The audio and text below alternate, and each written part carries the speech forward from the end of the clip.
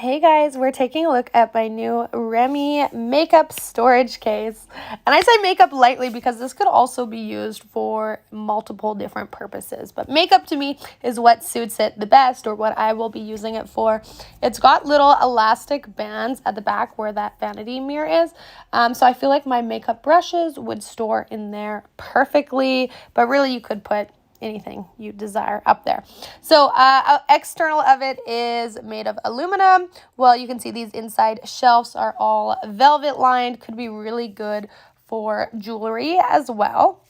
I also love it comes with a set of keys as well. So if you want to lock it up, if you're using this in kind of like a makeup school or just at home, maybe you have roommates and you want things extra secure, that does come in really handy, or also for travel purposes.